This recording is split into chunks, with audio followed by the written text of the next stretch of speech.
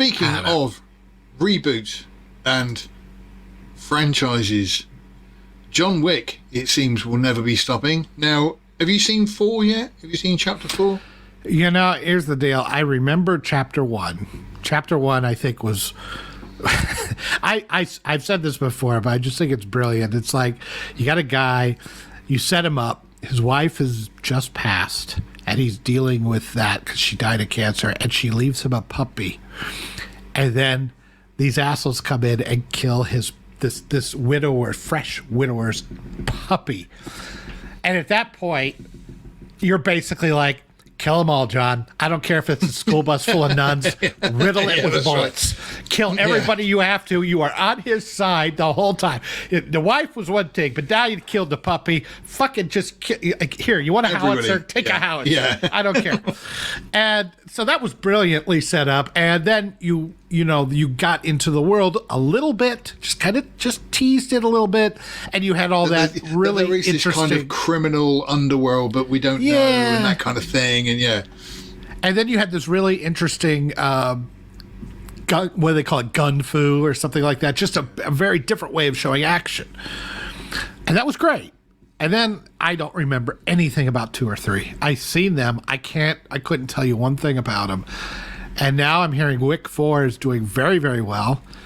I guess the review. I don't know what the Rotten Tomato. I don't even bother with the Rotten Tomato meter anymore because it's just I will reviewers have a look whilst you're talking. Yeah, they've gone so batshit lunatic. And I must admit, sometimes though, that I mean, the actual professional reviews I completely ignore, but the audience reviews, I do sort of think, okay, no, yeah, I can, why not? So far, John Wick Chapter 4 is scoring across the board, both the audience and the critics are rating it at 94%. 94%. I mean, it's pretty impressive. My first look at it was like 2 hours and 49 minutes. Are you kidding me? And, I do that with every film these days. Yeah. And I'm going to have to watch the 3 of them before I go into 4 because I feel like I'll be going in there going, what's happening here? I have no idea. I feel a little bit that way about the Mission Impossible films too. It's like I love every one of them. I think they're very good. Can't remember a single thing. And when we get to the next one, it's like, do you remember this from scene 3 of the third Mission Impossible 26 years ago? Do you remember that? No. I remember seeing a cartoon once and it said, audience members who are going to enjoy this episode of Star Wars, but you will have to have seen episode 76 of the Gonk Droid series, and blah, blah, blah. I must admit, I did watch 1, 2, and 3. I haven't seen 4 yet, but I did watch 1, 2, and 3, and all 3 of them are pretty Wick? good. Yeah, Wick. Sorry, yeah. Yeah. The first one, like you say, is excellent. Everybody has to die because of that puppy.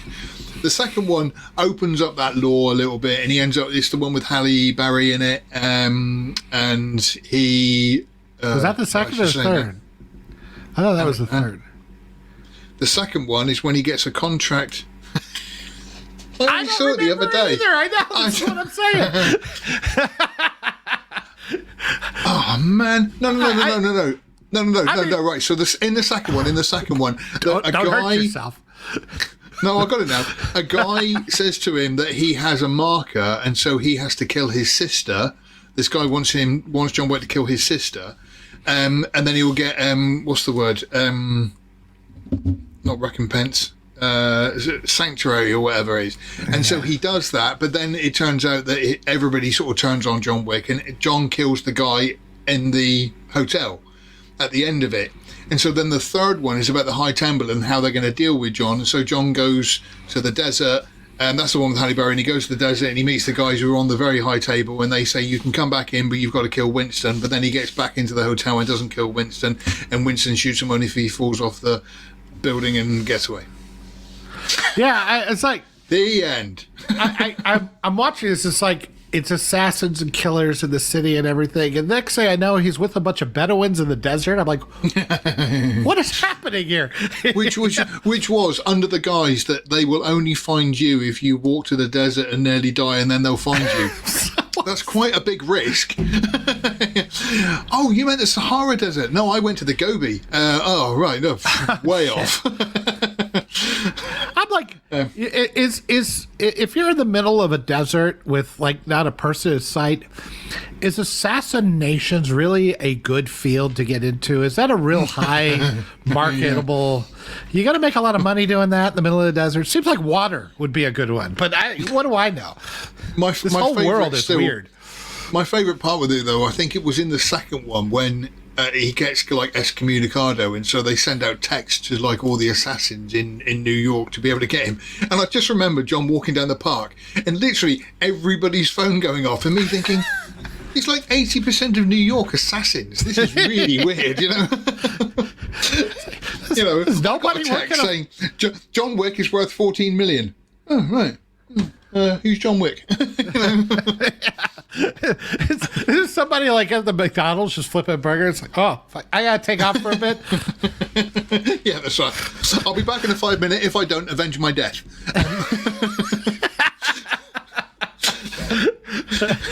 But you say that every night. Well, usually they're quite easy, but this is John Wick, so. It's just gotten more bizarre than the Matrix. But with it now looks like that they will be doing a number 5 because again, number 4's made money. So why wouldn't you? John Wick 5. He's at the pound going, "I'll take that one." Yeah, that's right. Yeah. Finally, getting a new damn dog. No. Do you know what? No, the story in number 5 is he goes to the pound to get one, but he's filled out the paperwork incorrectly, and he has to kill everybody because he didn't fill out form 42A. And then through an amazing use of CG, all the dogs stand up with guns. No, maybe that's the twist. Maybe, right? John gets killed at the beginning of 5, and his dog goes on a murderous rampage getting revenge. That's a killer. I told you, weirder than the Matrix. Yeah, I was thinking about the Matrix the other day. This is a complete tangent, but since we're Keanu Reeves, it's Keanu Reeves, yeah. Yeah, I was like, okay, like Cypher wanted to go back in the Matrix because it was better in there. You can kind of understand it. You know, the food tastes better, you wear nice clothes, all that kind of stuff. But the way they set up the Matrix because the Paradise one didn't work, it fell apart. They set it up to be more like the real world, you know, late 20th century. And so you got to figure that there's somebody in there that like had their legs broken or in a wheelchair, right? So if like the one was in a wheelchair and he gets freed, like his legs would work in the real world, right? Would he want to go back? And then, but he's the one, so he has to go back, right? But surely the whole point of going back in, because Cypher actually says, "Oh, I want to be like a movie star or somebody sort of famous and that kind of thing." So maybe they can, you know, alter him as they go back in. They can alter a guy who sells out, sure. But if you're like Keanu Reeves, now when they go in there, even in the training program, he says you have residual self-image, right? Like your hair grew back and stuff like that. So when he goes back in, would it be just like back in the chair? But he's the one, right? So like it's like instead of I know Kung Fu, it's like I know Formula One. He's in the chair just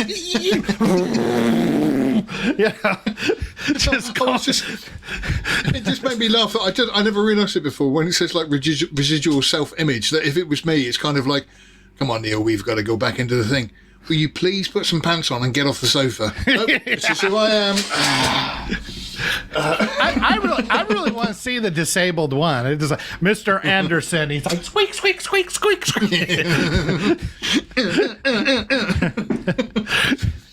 This is just one of my bizarre, you know, where my mind just let my mind go, and I just went, this is Mark, you're a sick asshole, Yoda. So, hello there, Heidi, and she says this is Joe Rogan. No, not yet. We're getting there. It would have been full Joe Rogan if Sean was here. We need to add a couple of decimal points on that viewer count.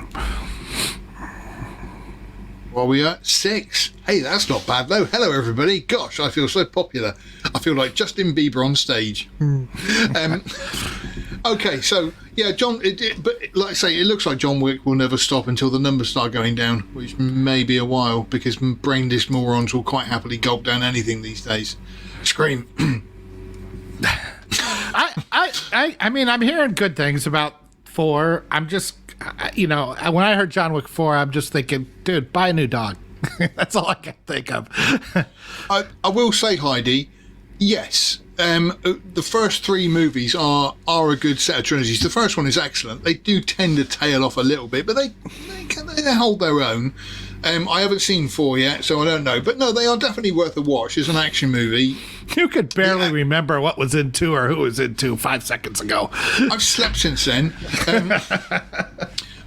But with it, I mean, the actual action in them, what I do really like is the actual action in them itself is brilliantly done. I remember, I think it was the Transporter 3. And whoever directed it, every time there was a punch, he had to do a cutaway of the punch and then come back to and it was the most idiotic, stupid direction I've ever seen. Whereas with these John Wick movies, it is Keanu Reeves and he is kicking ass, and the action is no quick cuts and everything else. It is, I mean, the action is, I think I said the other day that it's kind of, John Wick is to action what Singing in the Rain is to dancing. You know, that in Singing in the Rain, they have spent hours performing and perfecting that. And in John Wick, Keanu Reeves and the rest of the stunt crew and everything else have done a fantastic job at it. It's impressive. Now I just want to edit Singing in the Rain, so every time the umbrella's in the right place, I get put in muzzle shots and gun noises. Singing in the Rain. And then cut away to John Wick scenes from John Wick. I do like that John Wick just basically set the camera, but they let the action happen in front of the camera. They're not cutting 8 million places. Yeah, that's what nice I mean. Long wide shots. You can just see what's happening. Yeah, it's very impressive. It's very, very impressive. Thank you for watching this excerpt from Outpost Frequencies. Tune in live every Sunday at noon Central Time or 6 o'clock UK time. And also, remember to come to lastmovieoutpost.com for all your latest in movie news, streaming news, and everything cool about film. We are the cool news now. Thank you for watching, and we'll see you on the next stream.